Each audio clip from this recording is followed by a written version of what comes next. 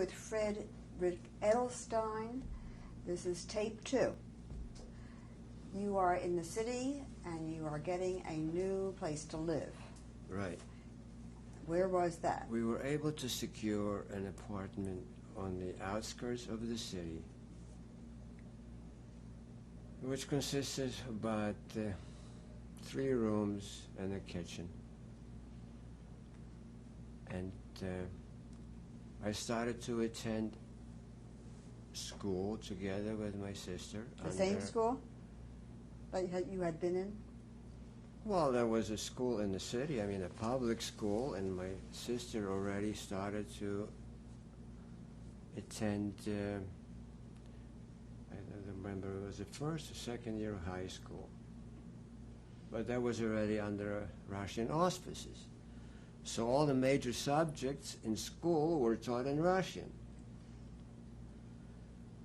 Since we know Polish and we knew Ukrainian as well, because all the surrounding people in our area, they spoke 2 languages at least. Everybody knew Polish and Ukrainian because the population was half and half. And Russian wasn't that difficult because it's one of the Slavic languages which is related to both of them. So we picked it up fairly easy, especially children learn very fast. So we were attending the school, me a public school, her high school under Russian doctrine. When that happened, did they change street signs and things like that? No, the signs still remain. Nothing was changed. Just learning in Russian in school? Just the major subjects were taught in Russian language. Were there school. Newspapers? Did they change? Yeah, they still published. No, they bilingual. There were Russian and all kinds of newspapers still. Were there enough teachers to teach in Russian? I guess they must have brought some from Russia. And you don't seem to think that was difficult for you to manage? No, it didn't seem that way. It didn't seem that way. Mm-hmm. No, we had to belong to the Russian organization and attend there, Like so what? this for Komsomol was similar to our, Cop Scouts and, yeah. What did you call it? Komsomol was it called. In Russian? In Russian. And we used to wear those red scarves here with in special uniforms. We used to go to their meetings and rallies. You had to attend those. It was part of the curriculum. Did this bother you? Were you afraid, or did you... Well, as a child, you get used to everything. It didn't bother me. And your parents, what was my their parents, attitude? My father, I don't remember what my father used to do during Russian occupation. I remember he was working for some kind of a concern that used to supply stores with fresh fish or something. I don't know, distribution, some kind of a fish distribution. Besides that, I don't remember. Was money a problem? Well, were you aware? Were you aware whether money was a problem? There was never actually, so to speak, a problem. You always have enough to live on. It wasn't an ample amount of it, but we were never in lack of food. Mm-hmm. And used to supplement your income in selling things. My uncle still had a lot of stuff hidden away, and he was selling the yard goods, and that's how we implemented the income. As a matter of fact, it's very important that I mention the fact that right on the same street, not too far from us, used to live a widow. It was 2 daughters. Her name was Helena Belinska. Belinska. She was actually instrumental in saving our lives. At that time, we got to know her because she was able to dispose of some of the merchandise for my father and my uncle, selling him at the market and getting money for it or getting food for it. That's how we got to know her. And one of her daughters used to be not as much as a girlfriend, but used to attend the school together with my sister. They knew one another from school. What was her name? Her name was Jadwiga Belinska. She was the same age as my sister. Later on, she was... Let's spell Belinska. B-I-L-I-N-S-K-A. N-S-K-A. And the widow Belinska, She was a widow. Her what husband was was a railroad official of some kind, and she was left a widow at a young age, and she raised us two daughters. And she had two daughters. Do you know the other one's name? Irena, I-R-E-N-A, Belinska. And spell the one who was a friend of Lil. And Jadwiga, J-A-D-W-I-G-A.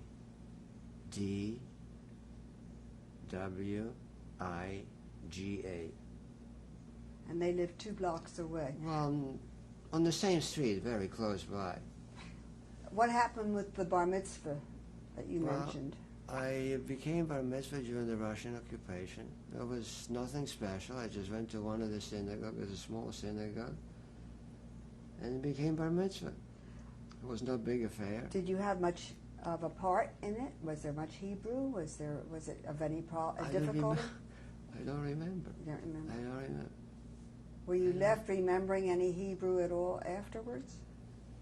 I know how to read Hebrew, but I don't understand what I'm reading. Even today, up till now, up to this very day, I know how to read Hebrew, how to read Jewish. I understand, but Hebrew I don't. Was your mother still practicing? Yeah, my mother is still making Sabbath? Friday's service. I mean, that was a customary thing. I mean, every Friday we had candle lighting, and we used to assemble at the table and have dinner together. But as I said before, we were never that religious. Never. Then you were not aware of any anti-Semitism particularly? Or were you aware of any? There was a certain amount of anti-Semitism felt maybe by my sister, who was already older in school. I don't know which way or not, but personally, I did not experience any anti-Semitism because I was not, the fellows that I used to go out with, they were mostly Jewish kids.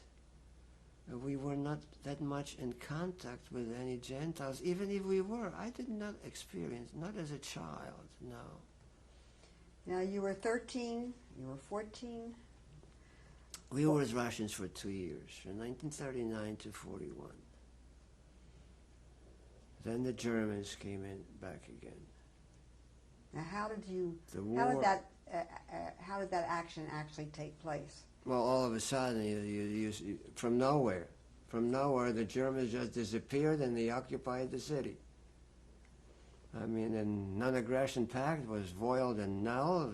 But did they come in a parade? Did they come with ammunition? Did you hear them? How did they come? Well, we were living not in the very center of the city, you see what I mean? I didn't actually see them coming in, so to speak, in any particular way. From what I heard, they came in, they were greeting with flowers, and especially the Ukrainians were very much pro-Germans because they know the Germans are going to come in, they're going to establish a free Ukraine for them. And they were greeting them with outstretched arms. And then the trouble started, right from there on. Did you see see Russians leaving? Russian army leaving? Oh, yes, we saw them leaving. We saw them loading their stuff. It was pretty much in a hurry, because it was very, very sudden. They took whatever they could, and even though some of the Jews too left with the Russians, because already at that time they were hearing stories what was happening, and part of the Poland that was occupied by the Germans, and a lot of Jews went with Russians, and they were saved. A lot of them were saved that way. But the younger but ones, your family, none from our family did. No, none of the members of my family. Now, how did things change when the Germans took over? Well, right away, they had all kinds of different edicts, especially designed for the Jews. Jews were not allowed to do that. Jews were not allowed to do this. Jews had to give all the necessary things to the army to help them fight the Russians on the Russian front, and Jews were not allowed to go to schools. We were not allowed to attend any schools, and Jews, especially every able-bodied Jew, had to work. That was a must. And then they told us that we have to move into Jewish quarters. All the Jews had to leave wherever they were living, and they had to come to live in Jewish quarters, which were close to the center square in the city of Street, right across the street from my grandmother's house. That's where the Jewish quarters started. Was this considered a ghetto? No, it wasn't a ghetto yet. It wasn't a closed quarters. The Jews could still move around, but they had to wear armbands with the Star of David to be significantly noticed by any non-Jew. In your family, did everybody wear an armband? Everybody had to. I mean, it was under penalty of death. If you didn't wear an armband, if they caught you, they would shoot you. The children? It wasn't a choice. Everybody, every Jew had to wear, a child or an adult, everybody on the street. I don't know if you had to wear it in the house, if you didn't go outside. But the minute you stepped your foot outside of the door, you had to wear a band. That was a must. How were you feeling about things at that time? And what were you doing about it? There was nothing much you could do. You had to do whatever you were told to do. How could you resist any of the things that they told you to do? I mean, did you meet with others to discuss it? Don't forget, I was still a child at that time. I was still very young. And all I did my we were able to secure a good job together, so to speak, a good job, because he thought it was the safest job at that time. At the outfit, it was called Harris Barackenwerke. In English, it means military barracks factory. Shall we spell that one? Oh, God, it's too long of the word to spell. It's a compound word. Well, then say it again. Harris Barackenwerke. And this was a... It was a private German concern building barracks for the German army on the Russian front. We used to work at the previous sawmill, which was converted into the factory, and the Jews who wanted to work, I mean, the Jews had to work. The ones that were lucky to get that type of work, they were working alongside of the non-Jews, performing on different duties. How did they get the job? Did they volunteer? Were they picked? You were lucky to get it. I mean, that job was very much in demand. Well, how because did they treat you? They treated you nice. We didn't have any Gestapo or any military personnel on the premises. It was administered by officials who were not a party member. They were just Germans. I mean, they were businessmen. Just like Schindler, on the Schindler's List. That was a type of establishment. The environment that you were living in, you had moved into... We were living in the Jewish quarters. Myself, with my parents and my sister. And each day... You were about 15 years old? My father and I used to walk from that to the place where we worked. Oh, it was came near back enough. home. I see. And what was your mother doing? Did she have to work too? No, my mother hasn't worked. No, neither my sister, not that I remember. No. And we were glad to get the job because it gave us food. How old do you think you were at that point? I was in 1942. 15. So about 15 years old. And you were working? Oh, yeah.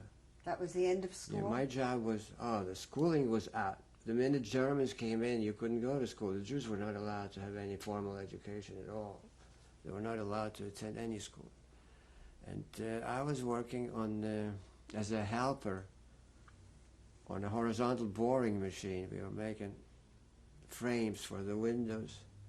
And my father used to work on the circular, so we were lucky to have this type of a job instead of being a manual work where you used to bring in wood, you know, on carts, and it has to be sewed in and dragged and put into stacks. At least our type of work was not that... Did you get paid? Not monetarily. Nobody got... Jews were not paid. Were the non-Jews paid? The non-Jews were paid. They got paid for their labor. We were just glad to get some food. How did you get the food? Not to be bothered.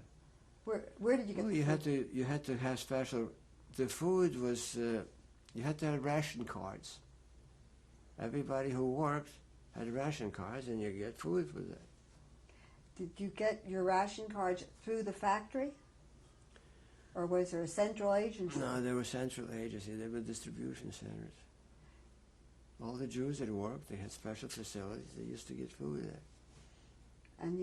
But you're not quite sure how you were chosen to get the good jobs or get the job? We just were lucky to get the job because from word to mouth, we heard about that particular outfit, and the people that used to work there, the Jews that worked there, they said, "Look, we know things are going to get worse because by that time we already heard stories what happened in the other areas which were occupied by the Germans before they came into us. What were they doing with the Jews? They were establishing ghetto and all this and all the persecution." So we figured we would be better off if we had something secure, like this type of work. Maybe they would leave us alone. Could you have left? We could have left, but what are you going to do? Where are you going to go? Do you think they talked about leaving? Nobody wanted to leave. Everybody wanted to get in there. Because by that time already they were talking about establishing Jewish ghetto and so forth, and the action started where they used to surround the Jewish quarters. And did you see that? Well, I was caught in one of these actions, not only saw it. What happened? One day we were going back to our place of employment, to the Harris Barakan worker, early in the morning, and we were, just as we were leaving our house where we lived, we were stopped by the Germans, the Ukrainians with the dogs. We knew the writing on the wall that the action is going on, and we were the first one caught. It was like 5, 6 o'clock in the morning. They must have just started. We must have been one of the first Jews that were ever caught that day. So we told them that we are going to work. We showed them our work papers, and there were special armbands that we had with a special number corresponding to the documents. We told them that we are very important to the German government for making barracks for the German army. They didn't want to hear anything. They were only interested of catching a certain amount of Jews, and that was the end of it. So they let us stay in the center square. We had to sit down on the ground. And then the action started. And then you could see the dogs and the Germans and the Ukrainians and the noise, and they were banging at the doors and dragging the Jews out. Young and old and children and gathering, all together. It was going on for the entire day, since the morning to the early evening. And it was unbelievable. Unbelievable what was going on. The shooting and killing are just going on. It was just going on. I saw myself, one German SS taking a child by, it's terrible even to mention. The child must have been, I don't know, a couple of years old.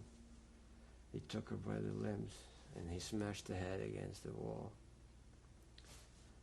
And anybody tried to escape, they just shot him on the spot. We spent the whole day there. We were the first one caught. So the entire day we were sitting on the ground and we were just praying to God that they didn't catch my mother and my sister.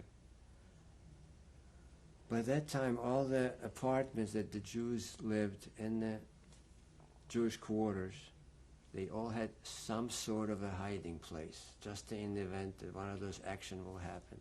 So they built like bunkers between the floors. There were hiding places that they used to hide. So fortunately, my mother and sister were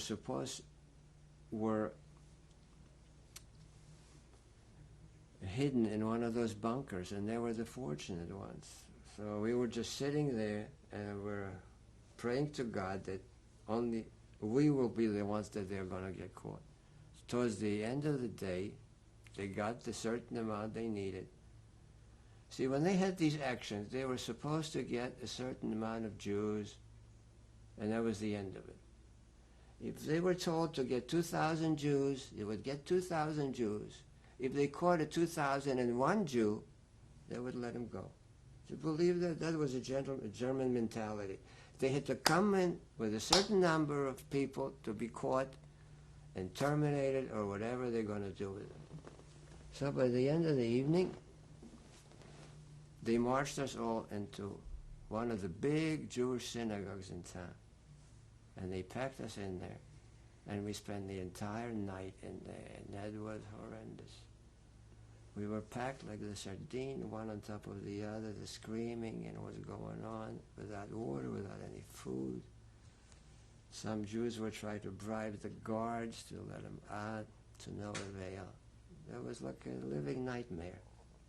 We spent the whole night there, and the next day, bright early in the morning, they chased us all out, and I don't remember how we were transported, either marched or put on the trucks or something, and we were hauled onto the station, where already they were waiting for us there, with the German dogs and the famous cattle cars, you know, that you see in all these documentaries today. And we were loaded into those carts. You know, railroad wagons, cattle wagons. But they have the cattle wagons, I don't know if you're familiar with it, they have a sliding door and two little windows on top.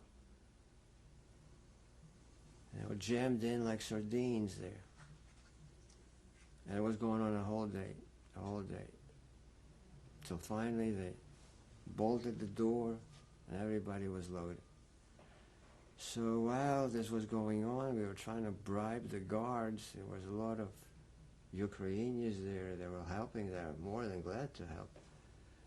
And they were boarding those little windows with wood and barbed wire so nobody could escape. So my father and somebody else, I don't know, they got some money from whatever they had, and they bribed some of these Ukrainians not to nail those boards too solidly.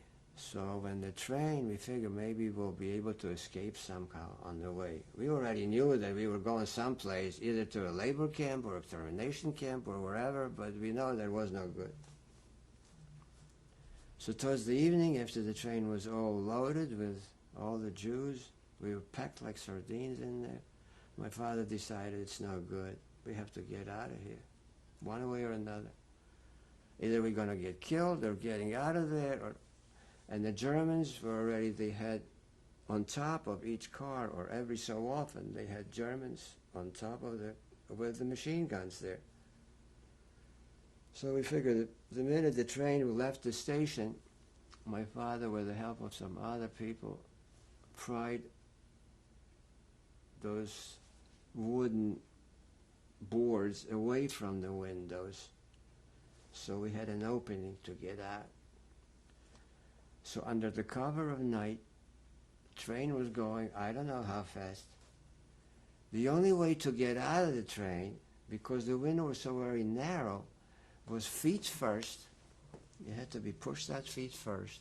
You had to turn your body around and hold on to the side of the car on the other side and pushed yourself away from it with all that barbed wire hanging around there.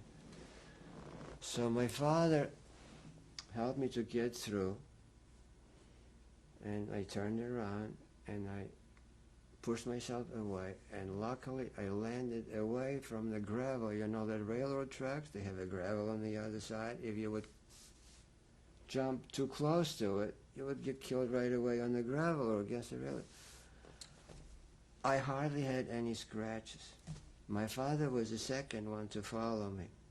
Somehow the barbed wire got caught onto his suit, whatever he was wearing, and he couldn't jump far enough onto the grass. So partially he jumped on the gravel and he knocked part of his teeth out. So it's in the middle of the night and we are listening to see if there are any shots or they're shooting after us. We heard them shoot, but by that time the train was already going, and all of a sudden we take a look and we see. But if we would have stayed in the train about 5 minutes longer, we would have been shattered on the bridge that the train passed by. Just look. So what do? You're in the middle of the night, no place to go. Where are you going to go? You saved yourself from sure death. You escaped from the train. Where are you going to go? So we decided we're going to go back to the city. What else is there to do? So we followed the tracks back to the city. We come back to the apartment where we lived, and we found my mother and my sister. And believe it or not, they're safe and sound, and they didn't even know what happened to us. They were under the impression that we went to work, and we stayed there, and we were safe.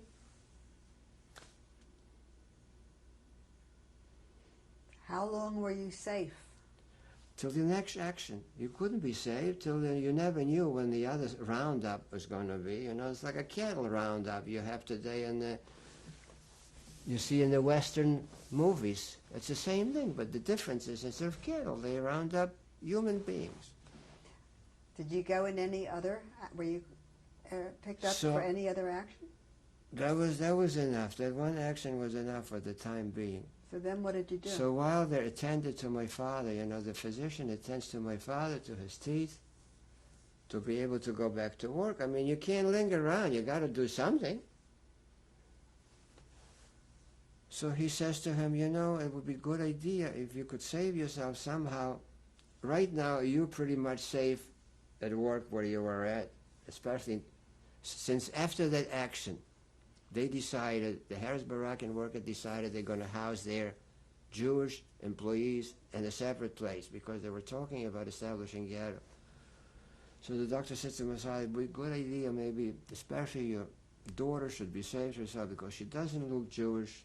Maybe she should live as a non-Jew in a different city.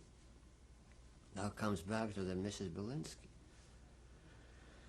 So we got to talk to Mrs. Belinsky. We were still in contact with Mrs. Belinsky while we were living in the Jewish quarters. She used to help us with food or selling clothes.